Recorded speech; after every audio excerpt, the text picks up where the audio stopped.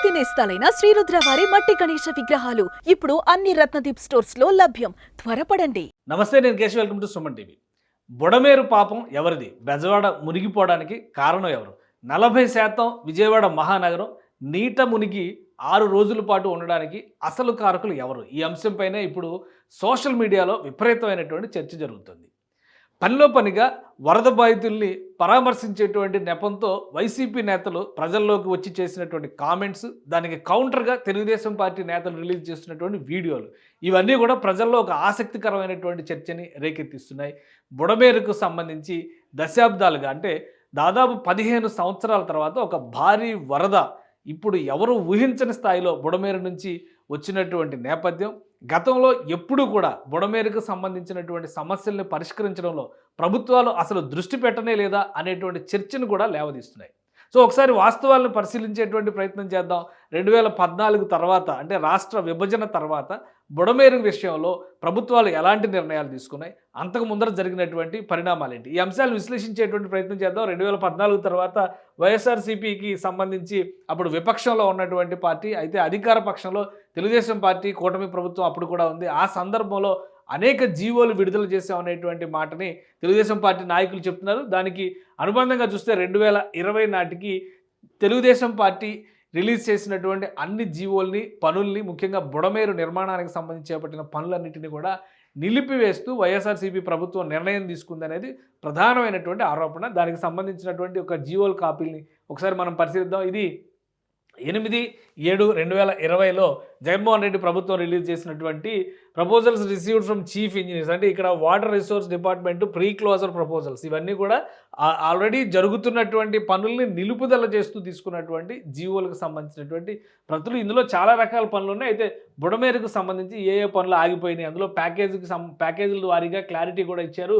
ఆ ప్యాకేజీల వారీగా ఏమేమి ఉన్నాయి అంశాలను ఒకసారి మనం చూద్దాం. ఇది ప్యాకేజ్ నంబర్ 1514, అంటే channelization of Budameru major drain from 34 kilometres to 42.5 kilometres below Enikepadu area, అంటే ఆ ఏరియాలో ఉన్నటువంటి బుడమేరు ఛానల్ని స్ట్రీమ్లైన్, ఆ కాలువని స్ట్రీమ్లైన్ చేయడానికి సంబంధించి ఇచ్చినటువంటి వర్క్స్ ఇవి ఆపేయమని చెప్పని రాఘవ కన్స్ట్రక్షన్ కంపెనీకి ఇచ్చారు. ఆపేయమని చెప్పని ఆదేశాలు జారీ చేసిన లిస్టులో దీన్ని కూడా పొందుపరిచారు. అలానే package number 1514 part work, channelization of Budameru major drain from 34 to 42 kilometres Enikepadu. అలానే ప్యాకేజ్ 1515, ఇది channelization of Budameru major drain from 42.5 to 50.6 kilometre below Enikepadu. అలానే ప్యాకేజ్ 1515, ఇది కూడా సేమ్ అదే ఇన్ఫర్మేషన్ ఇందులో ఉంది. ఇవి కూడా ఎన్ఏఎస్ బాబు, రాఘవ కన్స్ట్రక్షన్, ఈ రెండింటికి ఇచ్చినటువంటి పనులు, ఇవన్నీ కూడా ఆపేయమని చెప్పని 2020లో జగన్మోహన్ రెడ్డి ప్రభుత్వం ఒక నిర్ణయం తీసుకున్నట్టుగా ఈ జీవోలను బట్టి మనకు అర్థమవుతుంది. అలానే మరికొన్ని అంశాలు కూడా ఇందులో ఉన్నాయి. Package 1511, channelization of Budameru major drain from 0 to 12 kilometres Enikepadu upper stream, దీనికి సంబంధించి కూడా పనులు ఆపేసినటువంటి జాబితాలో దీన్ని కూడా పెట్టారు. ఇది బుడమేరుకు సంబంధించి ప్రధానమైనటువంటి అభియోగం. అలానే గతంలో, అంటే 2014-19 మధ్య కాలంలో అనేక జీవోలు ఇచ్చామని తెలుగుదేశం ప్రభుత్వం చెబుతుంది. ఆ క్రమంలో చూస్తే 2014లోనే తొలి జీవోని తెలుగుదేశం ప్రభుత్వం రిలీజ్ చేసింది. అది కూడా దీనికి సంబంధించి ఈ ఛానల్కి సంబంధించి flood management, dispose of flood waters Budameru దీనికి సంబంధించినటువంటి ఎస్టిమేషన్స్ని రివైజ్ చేస్తూ 2014లో ఒక నిర్ణయం తీసుకొని జీవో ఇచ్చింది. అలానే 2016లో దాన్ని కన్ఫర్మ్ చేస్తూ జీవో ఇచ్చింది. 2016లో 3 సార్లు అదే దాని అంశంపైన, బుడమేరుకు సంబంధించినటువంటి అంశాలపైన తెలుగుదేశం ప్రభుత్వం నిర్ణయం తీసుకుంది. ఇక 2018లో 17-18లో పనులు మొదలుపెట్టినటువంటి జీవోల కాపీలు కూడా, ఇది జీఓఐఆర్ అధికారిక వెబ్సైట్లో ఉన్నటువంటి జీవోలు, ఇవి తెలుగుదేశం ప్రభుత్వ హయాంలో తీసుకున్నటువంటి నిర్ణయాలు. సో ఈ పనులన్నింటినీ ఆపేస్తూ 2020, అంటే కొత్త ప్రభుత్వం ఏర్పడిన 6 నెలల్లోనే నిర్ణయాలు తీసుకుని మొత్తానికి కూడా ఆపేసింది అనేది ప్రధానమైనటువంటి విమర్శ తెలుగుదేశం పార్టీ నాయకులు చేస్తున్నారు. వైఎస్ఆర్సీపీ నాయకులు ఉద్దేశపూరితంగానే బుడమేరుని ఆక్రమణల ద్వారా కూడా ధ్వంసం చేశారు. మొదటిది జరుగుతున్నటువంటి పనులు ఆపేయడం, రెండవది ఆక్రమణల ద్వారా బుడమేరు ప్రాంతాన్ని మొత్తాన్ని కూడా కబ్జా చేశారనేది ప్రధానంగా వైసీపీ మీద తెలుగుదేశం నాయకులు చేస్తున్నటువంటి ఆరోపణలు. దీనికి సంబంధించి వైరల్ అవుతున్నటువంటి కొన్ని అంశాలను ఒకసారి మనం పరిశీలించేటువంటి ప్రయత్నం చేద్దాం. ఇది బుడమేరును అమ్మేశారు, ఇది అప్పట్లో వచ్చినటువంటి వార్తా కథనాలు. ఈ క్లిప్పింగ్స్ అన్నీ కూడా వస్తున్నాయి. 50 లక్షలు విలువ చేసే భూమిని అమ్మేసిన వైసీపీ నేత, ప్లాట్లు కొని ఇల్లు కట్టుకుంటున్న అమాయకులు. సో ఇది అంతా కూడా బుడమేరు స్థలాలు బుడమేరుకు సంబంధించినటువంటి పరివాహక ప్రాంతం అలానే నదికి సంబంధించినటువంటి పరిసర ప్రాంతాల్లో ఉన్న భూముల్ని అమ్మేశారు. ఇక్కడ చూస్తే కనుక వైసీపీ ప్రభుత్వ హయాంలో న్యూ రాజరాజేశ్వరిపేటలో జరిగిన భూ కబ్జా తాజాగా వెలుగులోకి వచ్చింది. స్థానిక వైసీపీ కార్పొరేటర్ ఇష్టానుసారంగా బుడమేరుని మెరక చేసి ప్లాట్లుగా విభజించి అమ్మేస్తున్నారనేది ఈ కథనం సారాంశం.